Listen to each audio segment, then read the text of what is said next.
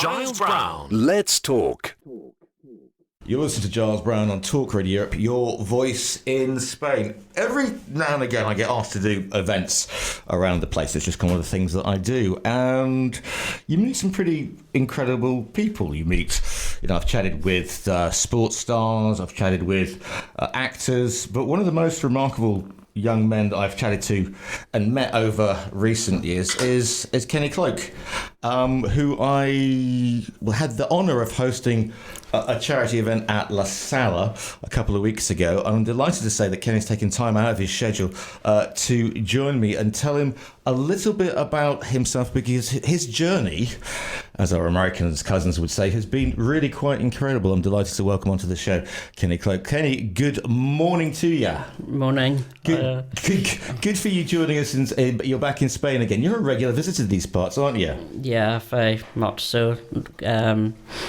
Maybe 3-4 times a year come out, and used to live here, so it's always nice to come back and catch up with people. So for those who don't know much about you, just explain a little bit about your situation, if you like, and what you have been, what you've been doing over the past, basically since the beginning of the year, if you like, because it's quite an incredible story, and it involves marathon, World Cup winners, and everything in between. So just explain a little bit about yourself. Yeah, I've been did the Belfast Marathon at home with my brother and his friend. It was a good day out. We had raised quite a lot of money, which is good which we're trying to aim to raise money for a new chair. Yeah. I mean, when you say the marathon, because obviously it's radio, so it doesn't work like this, but you are in a wheelchair, you have a condition which is, it's muscular dystrophy, but then with, if you like, and here, excuse my language, with bells on, to put it mildly. Yeah, so it's a muscle wasting condition. That gets worse over time, but I try and keep myself going as much as I can to try and limit that. So it's always good to do more challenges and stuff. So the reason you were doing the marathon was that you were trying to raise money for an electric wheelchair, which obviously, because you're pretty good on that thing, keeps you in there. But obviously you were doing the only time I do any exercise is like I stagger down some stairs and miss. but you were doing 26 miles in a chair with presumably your brother and some friends, and just explain a little bit about the setup. Yeah, so it was a specialised sort of wheelchair, and it was for them to push. So they pushed me most of it. So I did a bit, but they had to help me most of the way. So it's good. I mean, a lot of people would just sit back and go, well, I've got this I'm in this situation, It's not, it sucks, basically. And a lot of people would say sort of poor me. But what I find has been really great about you and everybody around you has been like you're using this situation to really sort of enjoy life, and also to push awareness. I mean, have you always been like a positive sort of person? Yeah, just be positive, and also to help other people, show them that you can do whatever you can, if anything's possible, if you put your mind to it, really. So it's just about thinking positively in life, really. For me especially, because otherwise if I didn't think like that, I would be not as wanting to do things or as able or anything. So it keeps my brain active more. So well, I mean, you're studying in Belfast, aren't you? What are you studying, and where are you studying? I'm doing zoology at Queen's University in Belfast. So Queen's, yeah, not a bad place to do zoology in the first place. Yeah. So I'm starting at the full course next year. So I did a bit of a foundation this year. So hopefully that I can go on from that next year, so it'll be good. I've seen pictures. I mean, you were on safari. Did you manage to convince your parents that was basically a sort of that would help you with the zoology course, and that's where you should really go and hang out with in the whereabouts were you?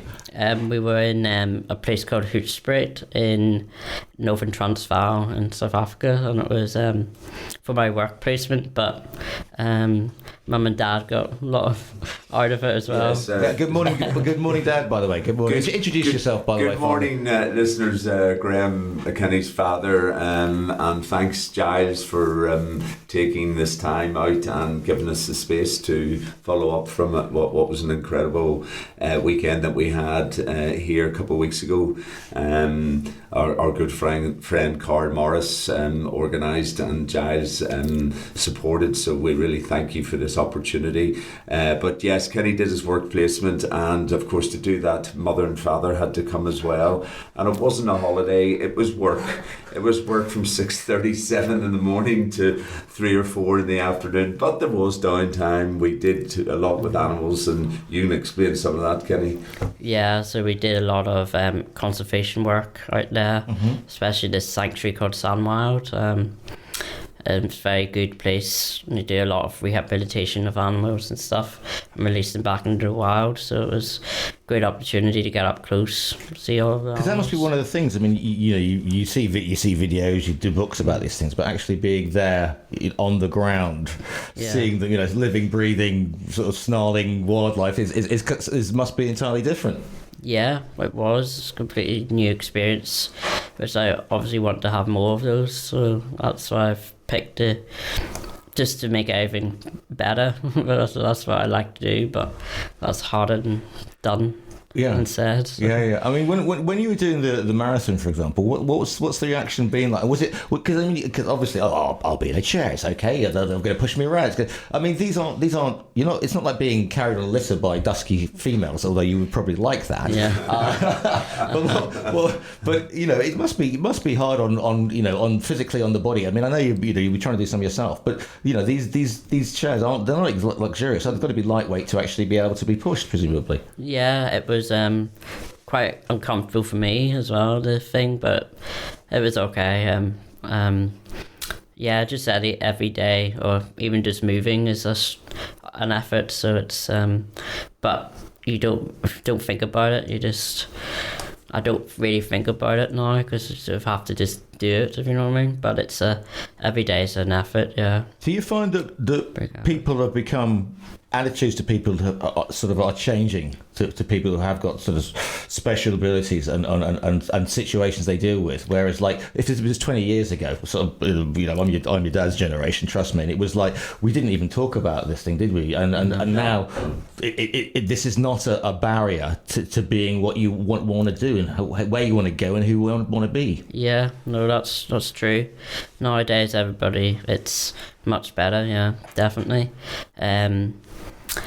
It's very good that way. There's a lot of support out there and stuff, so it's the main thing. But it's more for not just me, for other people who have the same situations. It's difficult. The barriers are often what are put up by the individual, and Kenny tends to have a very positive outlook in life and inspirational because his condition is so debilitating, but each day he goes through a routine of exercises, which is like any of us from the marathon a day. He does it with his bands, and I take him swimming, and he does what he can to keep himself just as good as he can. So it's the individual. Many people give up. Kenny doesn't. Yeah, and I suppose it becomes Team Kenny at this point for everybody involved. Both family, but also friends. It's like, right, we're going to do this rather than. There's been a total support package from here in Spain with Carl and his friends and family, to back home, having that support around us, which you need, and hence we created the Kenny Cloke Foundation, which any monies raised from this and from home go into any equipment and specialised care that Kenny needs. Yeah, I mean, and also there is the noble game itself, rugby. Because we are both we're all on the same hymn sheet with this. There is a game like no other. It gets values, and once you're part of the rugby family, that's it for life. Yeah. And you had there was a game in Ireland. Was it the old medicals? Or tell me about what that benefit? Oh yes, that was another charity event that my brother did in Newcastle with the medicals team that he plays for.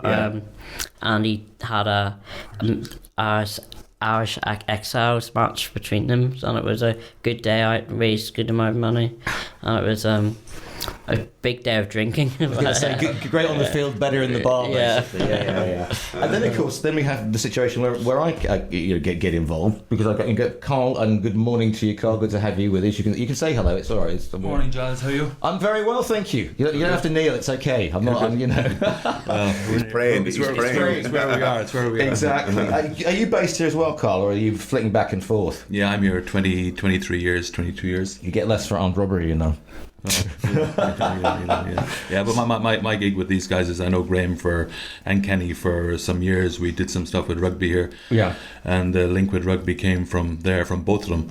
But when we were doing stuff here, Kenny was doing the analysis of the team on a Sunday, and we had it for training on a Tuesday. But Kenny was doing that work combined with Ulster Rugby. Yep. So when Graham mentioned about what was going on in Kenny, which I knew, it was a no-brainer to go where we are. Yeah, absolutely. And then we had the weekend, of course, which will probably go down in the annals of Marbella history. I mean, that was that's Sports Connections, isn't it? That's was Mark got involved with that as well, wasn't it? Yeah, Mark Peppers came to me as a contact through Luke, basically, and asked if something could be done here with after dinner speakers and whatever. And then at the same time, Graham was talking to me, so we were doing this event. Mark introduced us to Andrew Mertens, a renowned New Zealand player, and from there we just went on. So we organised our weekend through there, the Hogan Stand, Biddy's in Lecala, but Ross and Amy in the Hogan Stand, fantastic. Yeah, and I think one of the great things is the fact that people always give Costa del Sol, oh God, Costa del Crime, it's awful, this, that, and the other. But when we do something like this, it really goes to prove that there is a community here. I mean, we talk about the rugby family, but also the Costa del Sol family, and the way that certain organisations like Biddy's, and I forgot the gentleman's. Is it Dylan? Dave at Biddy's. Yeah, Dave and D. Yeah. Yeah, and then there's the Hogan, which of course was Ross and Amy. Yes, and then there's La Sala, who I've known Ian for 30 plus years. Yeah, I mean, normally we would do an event when we're doing a fundraising event. We would do a golf event. That particular weekend, La Sala was doing an event. The Hogan Stand was doing an event. So it was pointless us doing one. So they had the events going, which they allowed us gate crash for the auctions. So basically, when I mentioned this to Ian and Wayne and La Sala and Rod, it was a no going back. So they came in and got behind it, let us get in there. That was the first event on the Saturday, followed by the Hogan Stand that night, another success. And then we did a dinner in La Sala again on the Sunday, which was you were at. Yes, it was. A big weekend, but everyone got behind it and rode in, supported us, and it was all for a good cause for Kenny. Yeah. So Kenny, how did you prepare? Like the top sports person you are, because it was a heavy. I mean, I don't anymore. But I mean, if I had, I would have been out. I mean, I would have been on the floor by the end of it. So you've got a chair, so you got an advantage over most of us. But I mean, you must have been nervous and excited. There must have been like adrenaline going crazy with you because of it. Yeah, it was. Yeah, initially before I met him and stuff, and before the events and all, but he was very laid back and was very easy. What a great guy he was. Easy to get on with. Yeah. So it was fine in the end, and obviously everybody else as well. So it wasn't too nervous. What about the drinking part? The drinking, He said several weeks back home in Ireland as training before he got here. Because it was like, he's got a bit of a bruise. Oh, what happened? Oh, he fell out of his chair. I was like, okay, fine, No, yeah. I think he was tipped out. Yeah, I think we got the technical, the TMO on that one. Yeah. No, that was fine. It was just a little accident, but I was fine. So just was it sort of because the money came in. I mean, it absolutely flowed in, and the support and everything. Did it take you to all by surprise about the way how people got behind it? Yeah, it was very, especially the Saturday night at Hogan's. There's a lot of people who were just giving money for they didn't need to, and it was not embarrassing, but it was but very kind of people, you know. So it was very good of them, and it was a very, sorry I'm cutting in, Kenny, because it was a very actually my wife was a very emotional time that actually, because my wife who was with us that night was actually crying by the generosity of the people in Hogan's and La Salle on the Saturday afternoon, which reiterates really what you were saying, Giles, that often you get the bad things about up and down the coast, but there's many good things, and there's a lot of good people and a lot of generosity with the expat community and with the local community. But it's there. It is there, definitely. So where do we go from here with this then, gentlemen? What's plan? What's the next plan? I mean, are we, is it the north face of the Eiger? Is it, trying to survive a night in the Hogan stands without staying in your chair? I mean, what are the aims of, if you like, Team Kenny then going up to say Christmas over the period? Oh, yeah. The most important thing at the moment is Kenny to get his chair. So in the last few weeks, he's been test driving a few chairs. It's like people test driving cars. Really, he's got to be comfortable in the chair he's getting. Yeah. And we were just talking about it yesterday. And basically, he was waiting on some new models to come out at the end of May, I think it was, or beginning of June. So we're quite close to. He'll be in it, so I'm sure once he has the chair, maybe we drop in again and we can show you and tell you about it. You can do a couple of laps of the car park. I mean, it's big enough out there.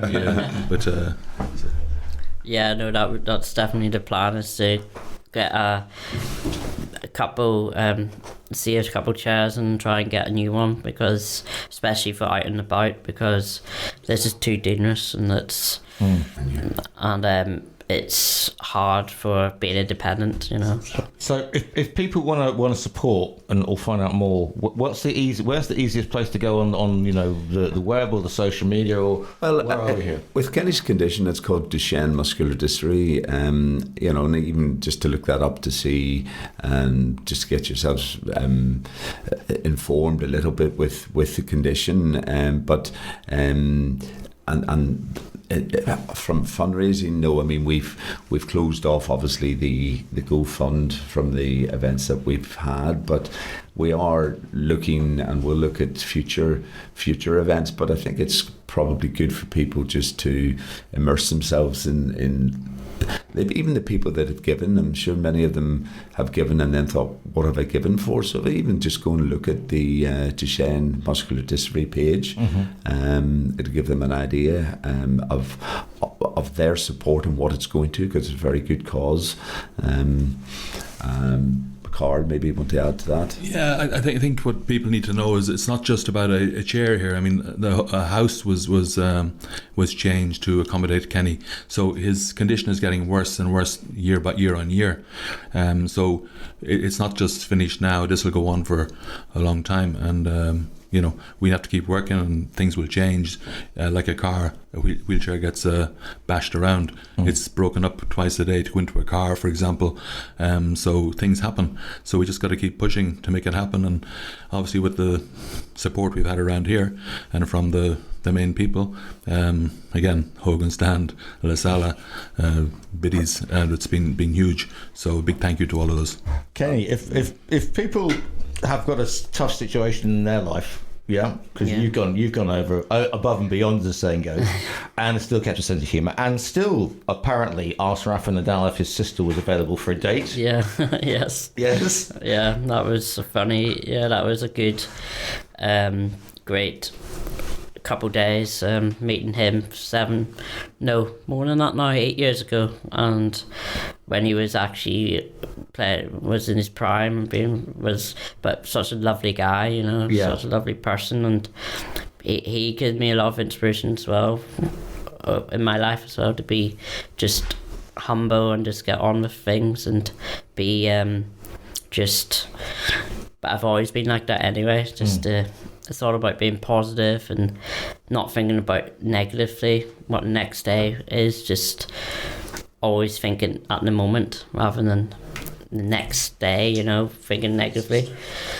And you're hoping that if you're hoping that that's the message that you're going to get to people, it's just keep positive and if that's having a tough time. Yeah. So That's the message. That's the message you want to get across. Yeah. He did like her sister as well, and exactly. And he did ask her out. No, it was only just a joke. Yeah, really. The many things. Listen, guys, it's been great to come in. Kenny, you're inspirational, mate. I tell you, and you're good fun too. This is the thing, and Team Kenny. I mean, what a team! What a team that is. I mean, it's been wonderful for me to meet you. It's been a pleasure to speak to you today, and if we can do anything to help your journey, then we're here for you, Kenny. Thank you so much for your time. As well, Giles. Yes, Giles. Thank you, Giles, and Thanks for really, doing this. Superb. Thank you so much, Carl, for organising this. Yeah. Thanks, guys. Bye.